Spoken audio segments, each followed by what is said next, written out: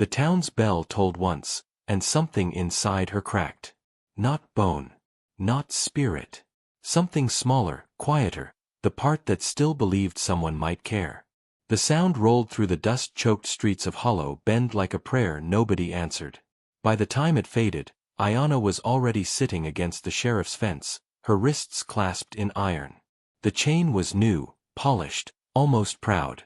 The people passed without slowing, their boots whispering a rhythm of indifference.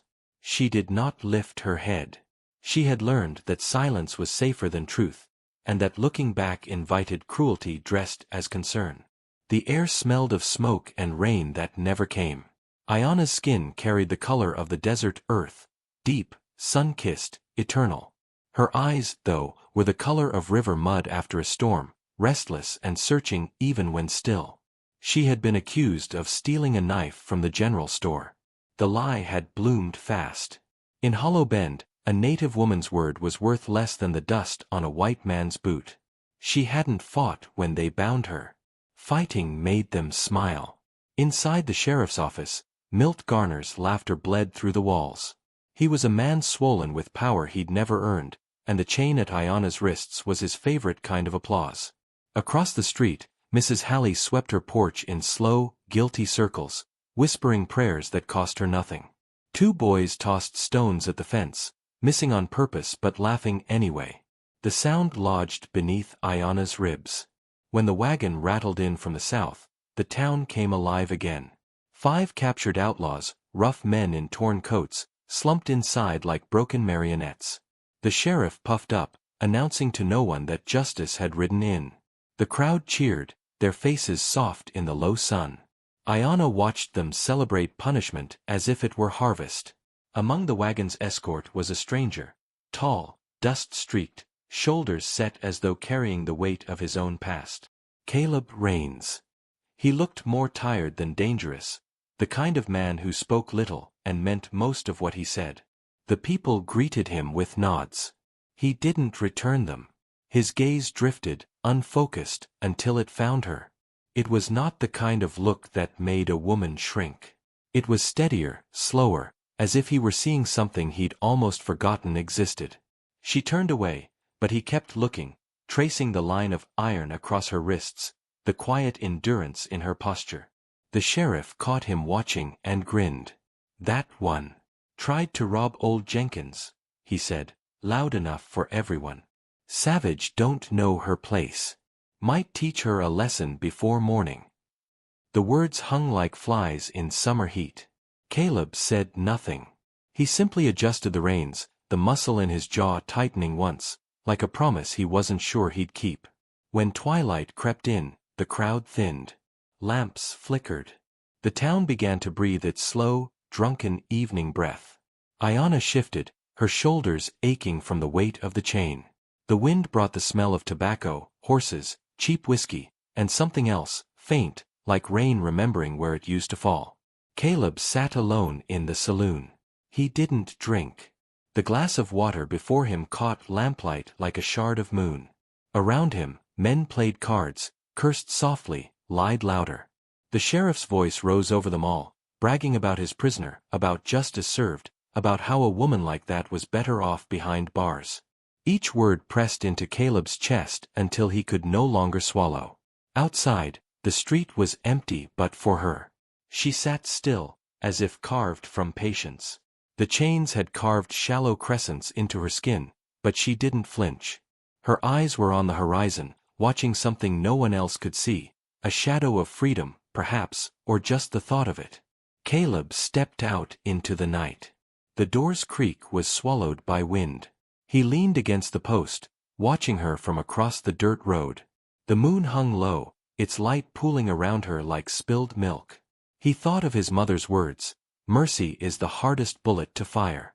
He'd fired many bullets in his time, but mercy had always been the one that jammed. Ayanna sensed him there. She didn't look up, yet something in her stillness spoke louder than words. A quiet understanding stretched between them, fragile as a thread in a storm. The wind shifted, brushing her hair across her cheek, and for the briefest heartbeat, she looked at him. Not pleading. Not afraid. simply meeting his eyes with the calm of someone who had already lost everything worth fearing. He took one step forward, then stopped. Around them, the night thickened with secrets. Somewhere behind him, the sheriff laughed again, a sound sharp enough to slice through thought. Caleb's hand brushed the small knife hidden at his belt, the one he used for mending rope. The gesture surprised even him. He told himself it was only curiosity, only fairness, only decency. Yet as the moon slipped behind a cloud and the wind carried the faint clink of her chains, he knew it was something deeper, a reckoning waiting to begin. He glanced once toward the saloon window, saw his own reflection looking back, a man tired of what he'd become. Then he crossed the road, his boots whispering against the dust, each step quiet as guilt. Ayanna lifted her head fully now. Her eyes caught the lamplight, steady, unblinking. For the first time that night, Caleb felt the world tilt, as if everything, the fence, the chains, the town's cruel silence, had been waiting for this small, impossible moment. He stopped just short of her shadow. The wind died. Even the bell on the church steeple seemed to hold its breath. And then, somewhere between courage and consequence, Caleb Rains reached for the chain. Thunder split the night wide open. Not from the sky, from the heart of the town itself, as if guilt had finally found a voice. The sound jolted Caleb, his fingers still trembling around the chain he'd dared to touch. Ayanna flinched, though not from fear. Her eyes met his, steady and dark, carrying the quiet of centuries. He didn't speak. He simply pressed the knife's edge against the metal link, the blade whispering a promise he couldn't take back. Sparks flickered. Each one felt like a heartbeat too loud. The wind kicked up, flinging dust into his eyes. He blinked through it, cutting slow, steady, careful not to let the noise betray them. Ayanna's breath came soft and measured, her stillness the only thing keeping him from shaking apart. Somewhere behind them, the sheriff's muttering turned to snoring. A door banged open in the distance. A dog barked once, twice, then went silent again. The last piece of metal gave with a sigh. The chain fell. For a heartbeat, the world held its breath. Caleb looked at her wrists, raw, marked, but free.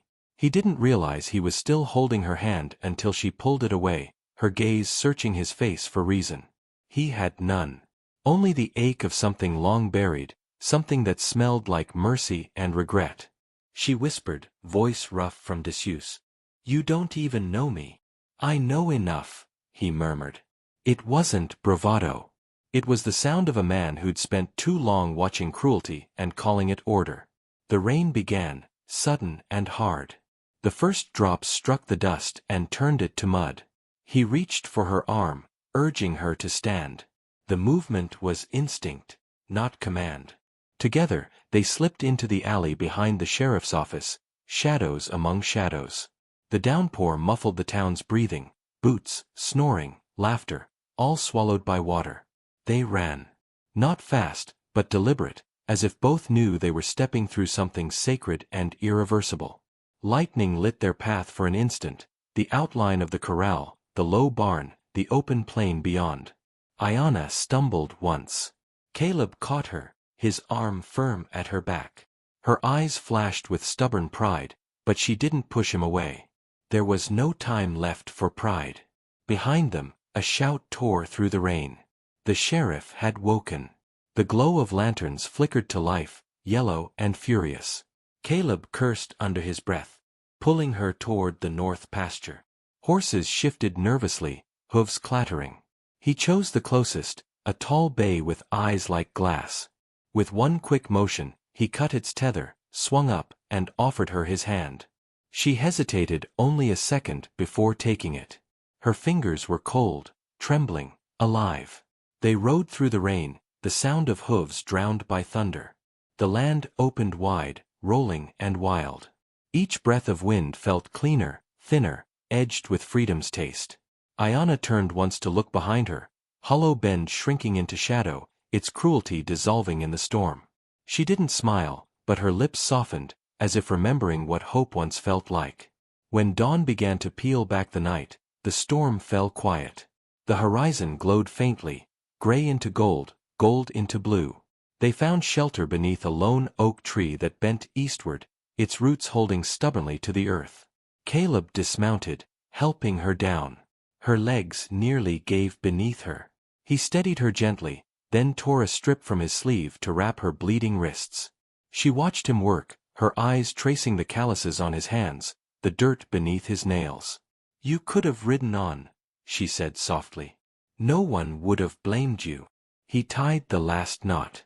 "Maybe that's the problem." For a while they said nothing. Only the drip of rain from the leaves broke the silence. Caleb leaned against the trunk, exhaustion lining his face. He felt hollow, yet more alive than he had in years. Ayanna crouched nearby, drawing circles in the wet soil with one finger. The quiet between them was not empty. It was the fragile peace that comes after fire. Far off, a hawk cried. Caleb glanced toward the sound and saw smoke rising from the town. Faint, distant, a signal or a memory. The sheriff would come. He knew it as surely as the sun would climb. Still, for now, they were untouchable, wrapped in the hush of new light. Ayanna broke the silence first. "If they catch you, they'll hang you beside me."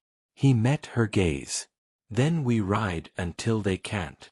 She nodded, a single, solemn motion. The wind lifted her hair, tangling it across her face. He wanted to reach out, to brush it aside, but didn't. The distance between them was not yet bridgeable. It had to be earned, step by step, truth by truth. As the light grew stronger, he noticed the faintest smile ghost across her lips. Not of joy, but defiance. Something within him shifted, a small click like the final tumbler in a lock. He understood then that this wasn't rescue, it was confession. He'd freed her, yes, but something in her had unchained him too. Hoofbeats echoed faintly through the valley, distant, steady, inevitable. The sheriff's men were coming. Caleb rose, his hand brushing the revolver at his hip. Ayanna touched his arm, stopping him. Her voice was quiet, unshaken. "No more chains," she said. "And no more killing." He hesitated, the words sinking deep. The air was thick with dawn, sweet with rain. Slowly, he lowered his gun. Together they turned toward the river, the line between hunted and free. The horse stamped, restless, ready. Caleb mounted first, then pulled her up behind him. The horizon flared, gold spilling across the plains like forgiveness. The sheriff's shouts rang out faintly, carried on the wind. Ayanna pressed a hand against his back, steady and sure. "Go," she whispered. He did. And as the river shimmered before them, wide and silver like the edge of a dream, Caleb realized this story, their story, had only just begun.